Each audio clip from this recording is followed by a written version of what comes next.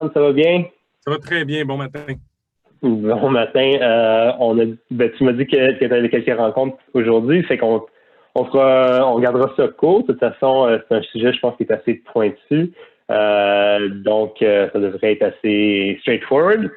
Donc, on a parlé beaucoup de storytelling pendant les dernières semaines. Je pense que moi, personnellement, je suis de plus en plus convaincu de l'importance. En fait, je l'ai même essayé dans quelques-uns de mes rencontres clients récemment ou de clients potentiels, puis ça a super bien fonctionné. Est-ce que tu as senti au moment où tu as raconté une histoire, pas tant que la personne va automatiquement t'acheter tout ce que tu as à vendre, mais as-tu senti qu'elle s'est comme approchée? Elle s'est comme, même si Ouais. pas physiquement, dans sa tête, elle s'est comme approchée en disant ah, on me raconte une histoire, je vais écouter. Plus Ouais. que tu me racontes ton pitch, ah ouais, finis ta cassette, là, que je te pose mes questions, que je te dise que je ne suis pas intéressé. Là. Il y a quelque chose qui se passe Ouais. quand on raconte une histoire où on s'approche un peu. Non, T'as-tu c'est vu ça? ça. Oui, j'ai exactement ce que j'ai rencontré. C'est sûr que c'est virtuel, fait que c'est un peu plus difficile de lire le body language. Mais c'est ça, j'ai raconté mon histoire de mon founding story, là, évidemment, ça fait juste un an. Fait que, ça fait moins une story que genre la réalité dans ce moment. Mais tout de suite, j'ai senti comme un désamorçage complet là, OK, oui, c'est sûr que tu essaies de me vendre HubSpot, là, puis je sais ce que tu dis. OK, je comprends un peu mieux ton point de vue. Juste un désamorçage assez complet, là, fait que c'était vraiment intéressant. Mais c'est une des raisons pour laquelle aussi je vais te parler de comment on structure une histoire. Parce que là, je suis un peu rentré, je me suis rappelé que tu as dit, pour closer, le founding story fonctionne bien. Mais dans tout ça, je sais qu'il y a des formules, entre guillemets, pour bien structurer une histoire. Comment est-ce que tu vois ça? Comment est-ce qu'on structure une histoire, là? Je pense que c'est ce qui me manquait personnellement. Je pense que c'est ce qui manque à beaucoup de monde. Ben, en fait, la structure est à peu près toujours la même. La structure a des composantes, a des morceaux là, qu'on va utiliser. Le premier Ouais. morceau, c'est le héros. Dépendant du type d'histoire que tu vas raconter, est-ce que tu racontes l'histoire d'une étude de cas? Est-ce que tu racontes l'histoire de fondation d'entreprise? Est-ce que tu racontes l'histoire d'un employé?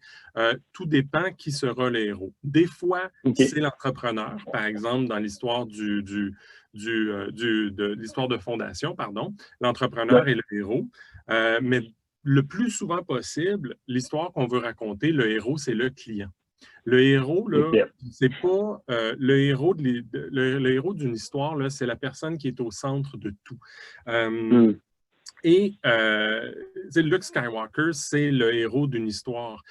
Mais à un moment donné, puis ça, c'est le deuxième morceau, le héros a une difficulté. Il y a quelque chose qui ne marche pas. Hmm. Pour Luke Skywalker, ça a été toutes sortes d'affaires. Puis cette chose qui ne fonctionne pas, c'est le deuxième bloc Lego qui vient là-dedans. C'est très important. Le troisième bloc Lego, c'est le guide. C'est ce qu'on peut appeler le guide. Ce n'est pas le sauveur, puis ce n'est pas lui-même ou soi-même le héros. Et dans certains cas, par exemple, si on a un client qui est notre héros, qui a une difficulté, le guide, c'est nous, c'est notre service. Ce n'est pas tant notre service, notre produit, mais c'est nous, l'entreprise, Hmm. va amener un plan. Ça, c'est le quatrième morceau. Fait qu'on a un héros qui a une difficulté, il y a un guide qui apparaît, Yoda, qui a un plan. Et ce plan-là va aider notre héros à traverser la difficulté qu'il a pour finir dans un état idéalement positif. Mais on peut Mhm. avoir des fois, puis ça c'est le dernier morceau, c'est la finalité. La finalité peut être positive, mais des fois on pourrait avoir Mhm. une finalité négative, mais elle peut faire partie d'un apprentissage, par exemple. Donc, Je comprends. l'échec est arrivé, mais on l'a résolu de telle façon. Dans un autre live qu'on a Hmm. fait ensemble, on parlait des types d'histoires, puis il y a certaines Ouais. histoires par la fin qui sont là pour mettre en confiance, puis par défaut, cette histoire-là raconte un échec qu'on a eu, Ouais. l'entreprise, avec notre produit, notre service, mais bien important, on l'a résolu. On a appris Hmm. quelque chose ou on a un employé qui a été au-delà de ce qu'il devait faire pour résoudre le problème. Donc, c'est ces morceaux-là. Donc, donc c'est ça. C'est ces 5 morceaux-là. Notre héros, la problématique, il y a un guide avec un plan et une finalité. Ouais. Puis dans tout ça, est-ce que le héros, c'est toujours un individu ou est-ce qu'on peut rendre ça plus je sais pas, c'est l'entreprise. C'est là où j'ai souvent le challenge parce que, tu sais, j'ai entendu beaucoup, OK, le héros, tu sais, c'est évident quand c'est Luke Skywalker ou quoi que ce soit, mais quand je suis un employé, est-ce que c'est l'employé? Est-ce qu'il faut toujours que ça soit quelqu'un, finalement, ton héros? Idéalement, ce qu'on veut faire avec notre héros, c'est qu'on veut que, c'est un peu la même chose quand on regarde un film, OK? C'est qu'on va s'identifier au héros du film parce que on y reconnaît certains morceaux de nous-mêmes, soit des façons d'être ou parce qu'il nous ressemble physiquement. Dans le cas de Star Wars, c'est un être humain. Donc, on s'identifie un peu à lui. Puis, il y a des challenges et tout ça. Donc, idéalement, c'est un être humain, le héros. Puis, si à la base, c'est une entreprise, quand on raconte notre histoire, puis l'histoire qu'on veut raconter, c'est une entreprise, bien, on peut mettre justement l'espèce de binôme de la personne qui est devant nous. Bon, le directeur des finances de telle entreprise, il y a un directeur des finances comme vous qui se trouvait dans une entreprise qui était en difficulté, et automatiquement, on vient de créer le lien.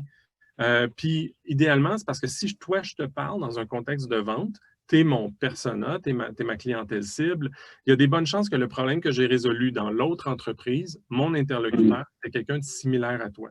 Puis si ce n'était pas le directeur des finances, ben, c'était peut-être un gestionnaire. Donc, on peut utiliser le mot gestionnaire. Donc, il y avait un gestionnaire, puis idéalement, il donne un nom, puis on lui donne le vrai nom. Il y avait un gestionnaire, Jean-Marc, dans cette entreprise-là, comme vous, gestionnaire comme vous, qui avait de la difficulté, qui n'arrivait pas à rejoindre ou atteindre leur quota de vente ou leur revenu. Et nous, on est arrivé avec un plan. On l'a aidé justement à revoir certaines choses avec un plan, puis c'est ça qu'on a mis en place, qui a permis à Jean-Marc donc de régler certaines de ces problématiques. Est-ce que ça résonne un peu avec vous? Ça ressemble-tu un peu à ce que vous vivez? Et là, on commence à créer cette discussion-là. Je comprends. Fait que c'est ça. C'est vraiment le but, c'est de couper au maximum, de couper, peut-être pas mais de raffiner au maximum pour arriver à l'histoire d'un certain individu, que ce soit un employé, un fondateur, un client. C'est vraiment d'aller au client spécifique. On n'a pas aidé KPMG à blablabla, on a aidé Jean-Marc chez KPMG à faire blablabla. Exact. Parce que si tu dis que tu as aidé KPMG, Jean-Marc il va dire « Ouais, mais nous, on n'est pas KPMG, c'est pas pareil. » Tandis que quand tu amènes ça à l'être humain le plus proche possible, tu as moins de chances d'avoir d'objections. Puis tu peux, à ce moment-là, puis tu finis par t'habituer. Tu réussis à twister un peu, pas twister l'histoire, mais à la raconter à travers le prisme de la personne qui est devant toi en disant ben, j'ai devant moi un gestionnaire ou j'ai devant moi une personne en finance qui n'est peut-être pas gestionnaire, mais je peux dire ben, il y avait une personne en finance comme vous qui était justement dans cette entreprise-là, qui avait certaines difficultés, etc., etc. Je comprends.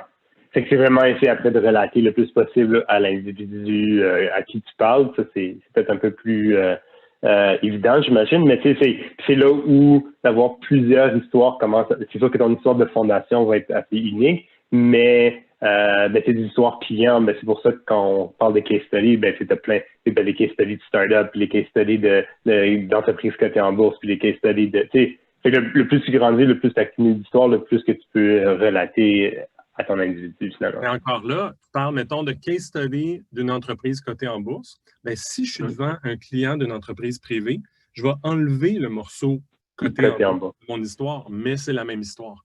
Puis la structure est toujours la même. J'ai mon héros, là, je veux attirer l'attention. Hey, cette personne-là qui raconte une histoire me comprend, là, elle a déjà rencontré quelqu'un comme moi. Je veux en savoir plus. Cette personne-là avait un problème. Idéalement, parce qu'il y avait eu un peu de questions consultatives puis de discussions avant, ce problème-là, cette personne-là, elle a quelque chose de similaire.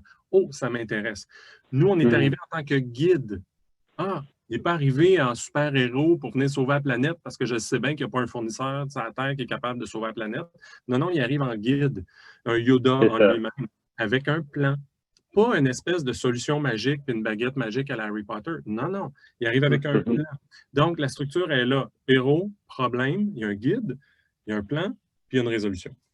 Je comprends. Fait que finalement, si on va peut-être conclure là-dessus, mais finalement, l'entreprise ou le vendeur ou peu importe, là, la personne qui raconte l'histoire, c'est en fait, toi, tu te positionnes comme le guide, finalement. C'est ça? Ben, j'imagine qu'il y aura peut-être des exceptions à droite et à gauche, mais c'est ça, c'est que toi, tu te positionnes comme guide, puis après ça, ton héros, c'est ton client, l'individu, puis là, le challenge, ben, c'est le challenge qu'ils ont eu. Et puis toi, tu arrives, tu es un guide avec ton plan, puis là, il y a une résolution en bout de ligne.